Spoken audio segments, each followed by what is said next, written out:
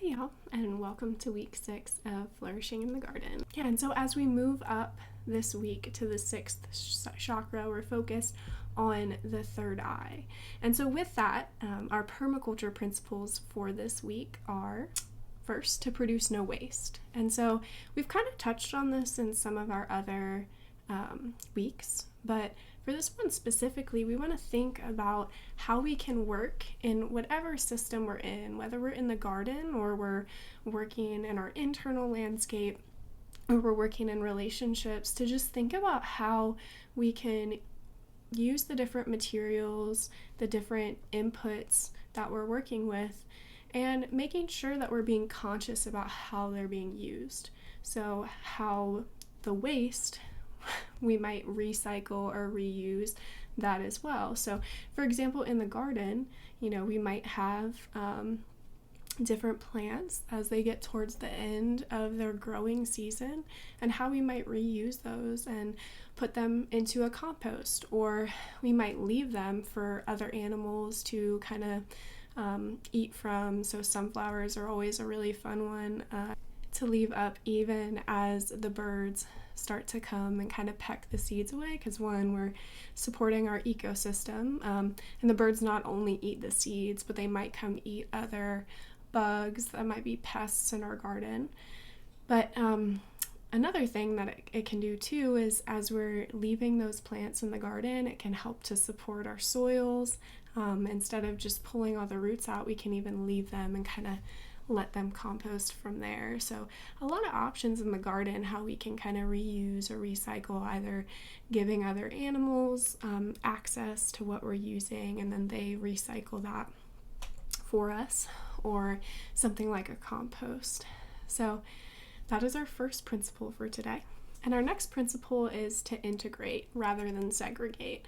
So from that, we can think about, again, we've talked about this in the earlier weeks with when we were more focused on planting, but thinking about more of a polyculture, or how we can grow a bunch of different plants in a section of our garden space versus a monoculture, which is one. So like one crop. So from there, we can, in our polyculture, we're not only creating we might be working with the different levels in our growing space, so from the ground, kind of working up into the different levels, or we might be working in some different kind of co-planting and having that little relationship there where certain plants can offer different nutrients as they're growing together.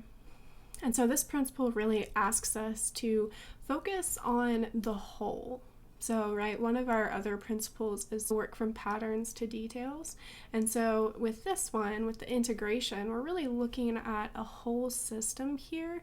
So instead of getting distracted by the finite little details along the way, we want to kind of broaden our scope and look at all the different relationships. So as we focus specifically on the details, we kind of lose sight and lose touch of the different relationships that are going on in our garden or even in our lives. So again, as we start to really focus in on the details of our lives, we can lose sight of relationships and the things that really matter to us. So again, being able to take space to really integrate and tap into that.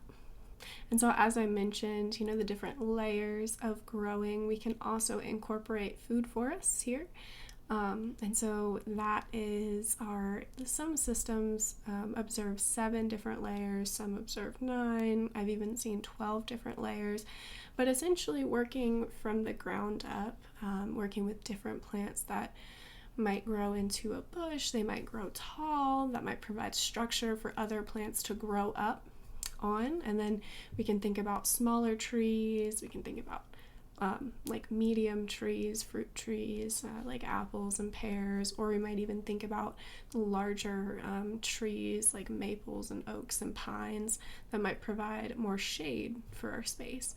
So again, food forest is another way that we can really observe the integration and how things can really work together in an ecosystem.